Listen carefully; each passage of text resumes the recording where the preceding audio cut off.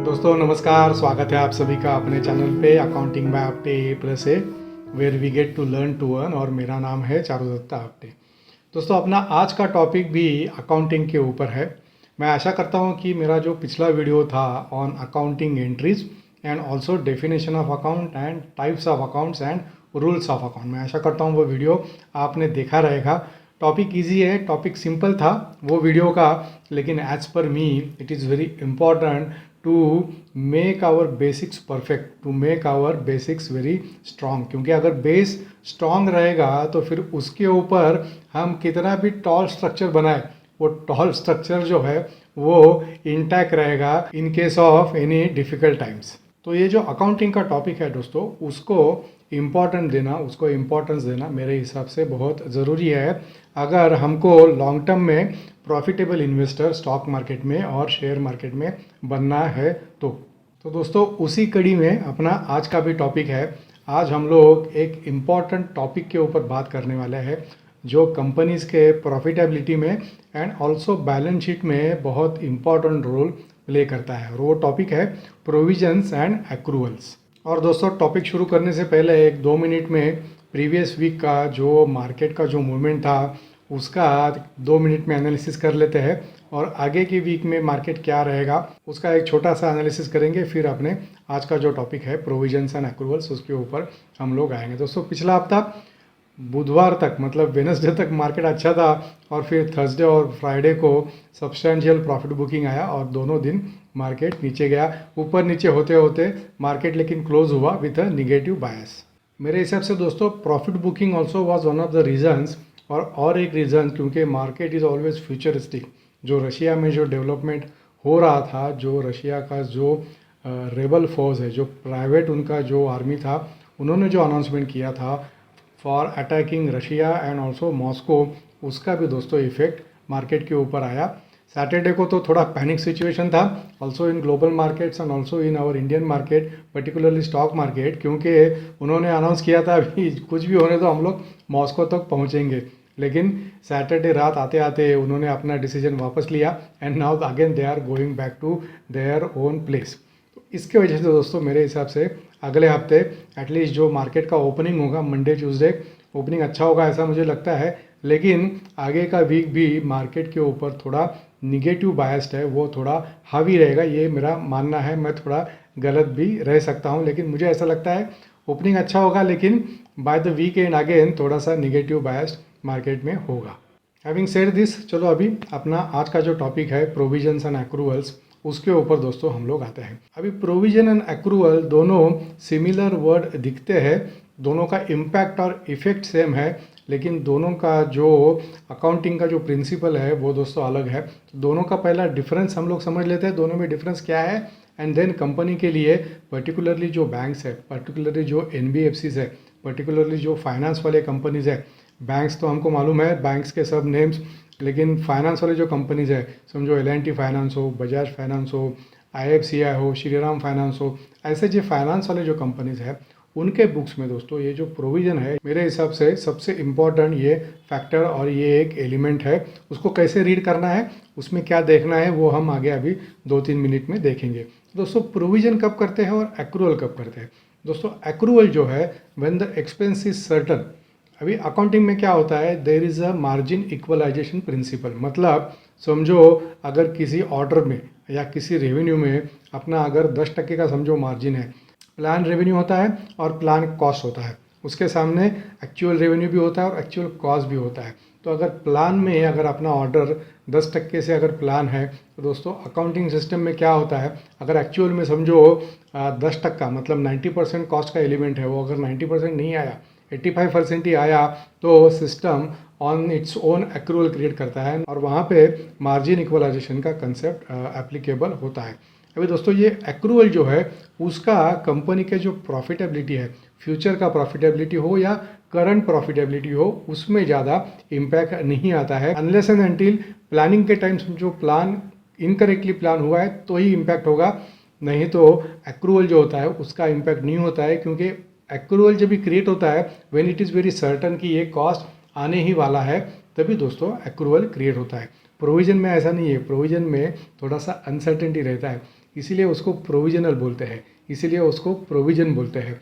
तो अभी अपना जो मेन फोकस है ये वीडियो का वो प्रोविज़न के ऊपर है और प्रोविज़न अकाउंटिंग के ऊपर है। अभी ये दोस्तों प्रोविज़न अपना डे टू डे लाइफ का अगर मैं एग्जांपल सिंपल टर्म्स में, सिंपल वर्ड्स में अगर समझना है तो दोस्तों एक सिंपल एग्जांपल मैं आपको देता हूँ अपना डे टू डे लाइफ का। समझो 2 साल के बाद मैं अभी एंटिसिपेट करता हूँ कि 2 साल के बाद मेरा मेजर कोई एक्सपेंस आने वाला है। समझो मुझे कार खरीदनी है, कार की कीमत है 10 लाख रुपया और अभी मेरे पास है 2 लाख रुपया सिर्फ। नो डाउट मैं थोड़ा सा लोन भी लूँगा, लेकिन मैं फिर क्या करता हूँ, अभी से वो कार के लिए, वो एक्सपेंस के लिए थोड़ा थोड़ा प्रोविज़न करता हूँ। मतलब मैं एंटिसिपेट करता हूँ कि 2 साल बाद मुझे ये खर्चा आने वाला है, तो मैं अभी से उसका प्लानिंग करके अभी से हर मंथ हर साल उसका थोड़ा थोड़ा अमाउंट बाजू निकाल के सेविंग करके उसका मैं प्रोविज़न करता हूँ। दोस्तों कंपनीज़ में भी ऐसा ही होता है, लेकिन कंपनी में एक खाली फ़र्क है कि कंपनी का जो अकाउंटिंग पीरियड है, फिर वो मंथली होगा, क्वार्टरली होगा, ईयरली होगा। अगर वो पीरियड में अगर वो कॉस्ट का सिग्निफिकेंस है, अगर वो पीरियड में वो कॉस्ट आइडेंटिफाई हुआ है, तभी वो कंपनी वो प्रोविज़न कर सकती है। मतलब 2 साल बाद मुझे ये एक्सपेंस आएगा, उसका मैं प्रोविज़न अभी नहीं कर सकता हूँ। लेकिन इसमें दोस्तों एक एक्सेप्शन है, जो रिसीवेबल्स का प्रोविज़न होता है।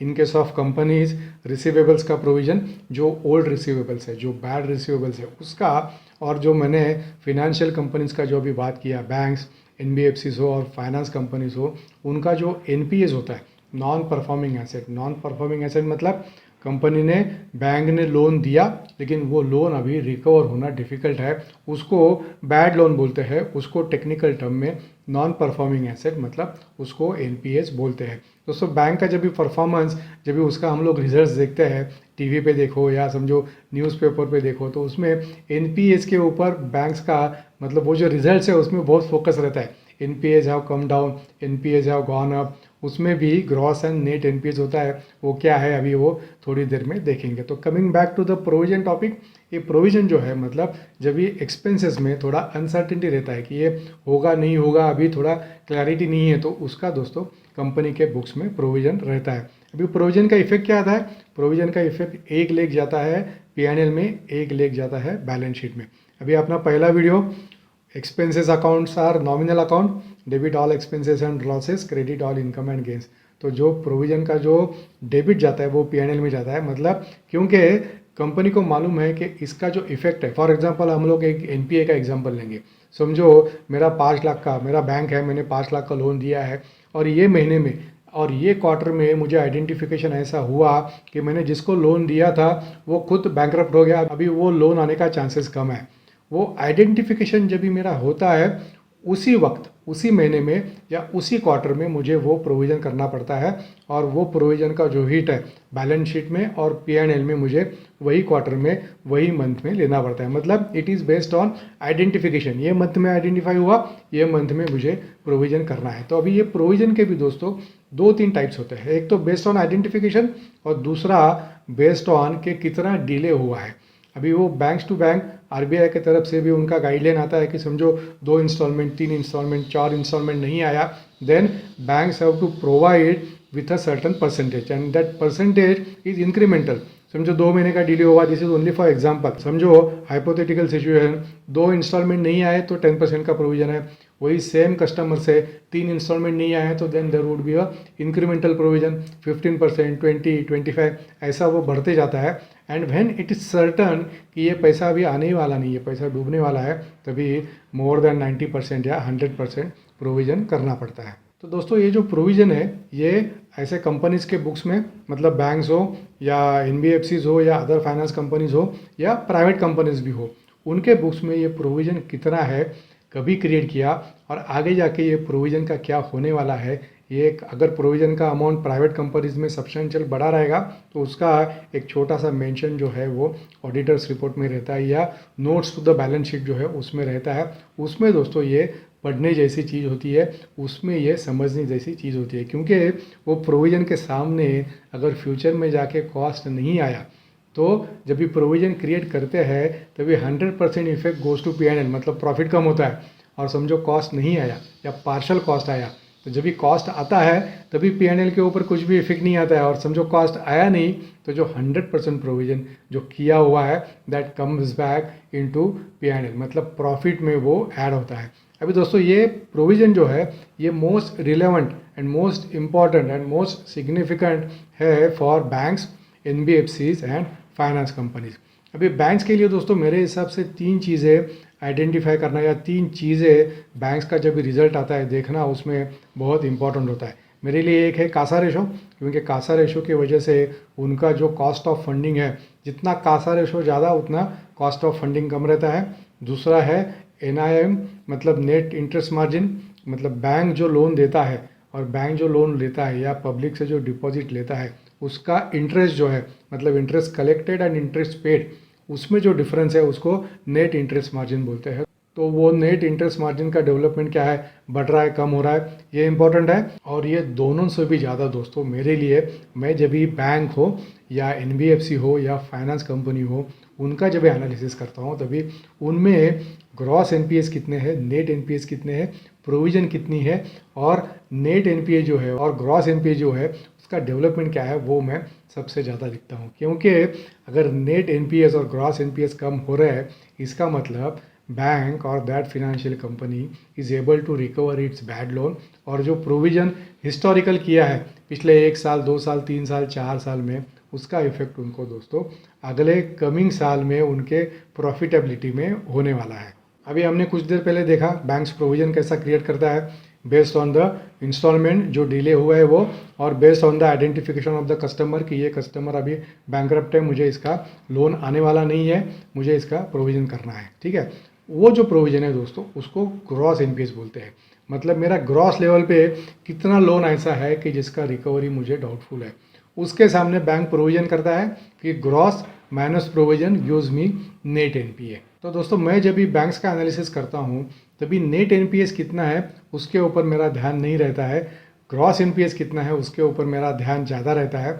ग्रॉस NPAs बढ़ रहा है कि नहीं बढ़ रहा है, क्योंकि ग्रॉस NPAs जब भी कम होगा तभी प्रोविज़न में उनका रिलीज आएगा और वो पूरा का पूरा रिलीज दोस्तों उनके प्रॉफिटेबिलिटी में जाएगा। तो प्रोविज़न जो ये कंसेप्ट है एज अ कंसेप्ट वो बैंक्स का और फिनेंशियल कंपनीज का जो फ्यूचर परफॉर्मेंस है उसके लिए बहुत ज़रूरी है। तो अगर आप में से भी कोई अगर बैंक्स हो या फिनेंशियल कंपनी हो, बजाज फाइनेंस ऐसा हो या श्रीराम फाइनेंस हो या L&T फाइनेंस हो या कोई भी बैंक हो, प्राइवेट हो या नेशनलाइज हो, उसमें दोस्तों प्रोविज़न का क्या डेवलपमेंट है, एक्यूमुलेटेड प्रोविज़न बुक्स में कितना है, और आगे जाके ग्रॉस NPAs में जो डायरेक्टर्स रिपोर्ट आता है या जो ऑडिटर्स रिपोर्ट आता है या जो रिजल्ट्स के जो हाइलाइट्स आते हैं उसमें ग्रॉस NPA का जो पोजीशन है वो दिखता है कि डेवलपमेंट अभी क्या हो रहा है, और आगे का कंपनी का या बैंक का या वो जो कंपनी है उसका प्रोग्नोसिस या उनका एनालिसिस क्या है कि आगे जाके कम होने वाला है या नहीं होने वाला है। अभी दोस्तों एक इम्पॉर्टेंट चीज़ पे आते हैं। 2-3 साल पहले तो कोरोना था, बैड लोन्स भी बैंक्स के पास बहुत थे, प्राइवेट में भी थे, पब्लिक सेक्टर में ज़्यादा थे। तो तभी सभी बैंकों ने दोस्तों सब्सटेंशियल छप्पर फाड़ के प्रोविज़न किया हुआ है, मतलब entire bad loan we can say कि तभी जो बैड था वो अभी कंप्लीटली बैड लोन उनका प्रोवाइडेड है।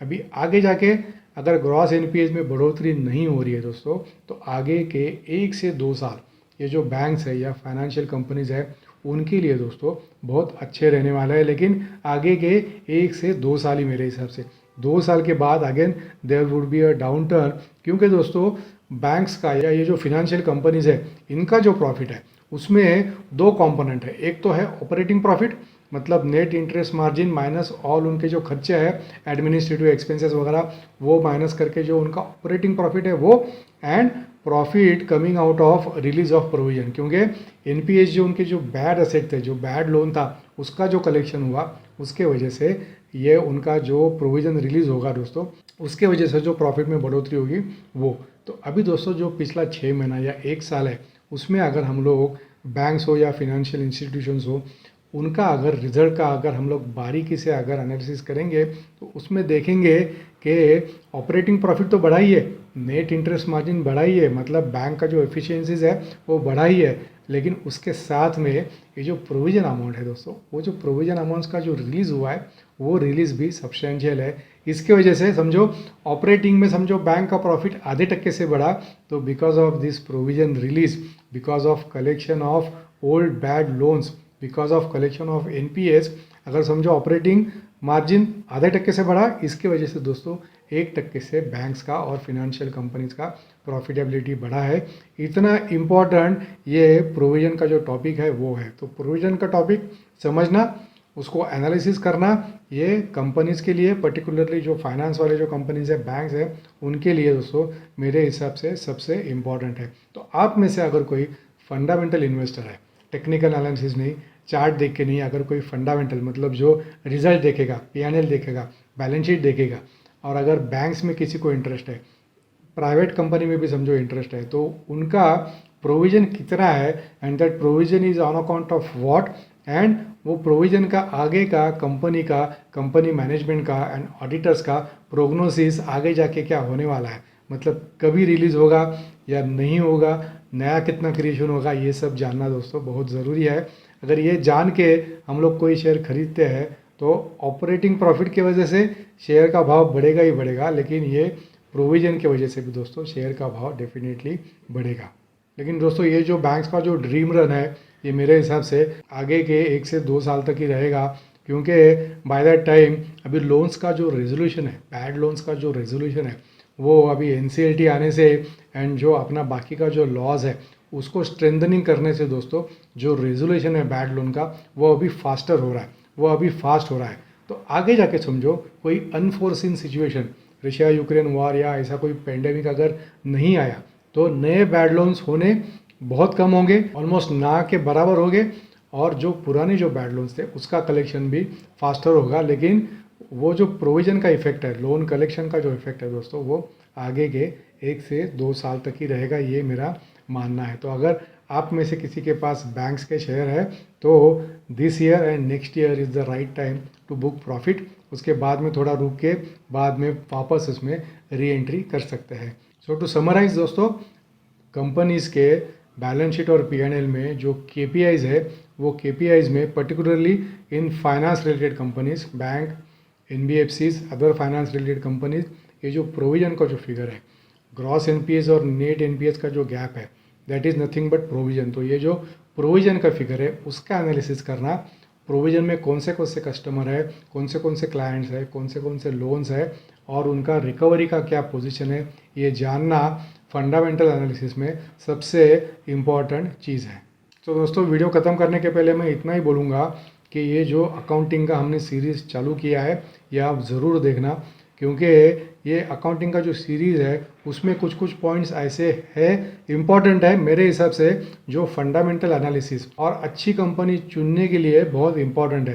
अगर ये सब पॉइंट्स जो अभी आपने सीरीज़ में आएंगे आगे जाके भी अगर अपने माइंड में फिट रहेंगे, तो दोस्तों फंडामेंटली स्ट्रॉन्ग शेयर चुनना जो 1 से 2 साल में बहुत अच्छा और मोटा मुनाफा देगा हमको, ऐसे शेयर चुनने में हमको बहुत आसानी होगी, ये मेरा मानना है। तो मैं आशा करता हूँ ये वीडियो आपको पसंद आया रहेगा on provisions and accruals. Video अगर पसंद आया है तो वीडियो को लाइक करना है, और अगर आपने चैनल को अभी तक सब्सक्राइब नहीं किया है तो चैनल को सब्सक्राइब भी करना है। So thank you very much for your time, see you in next video.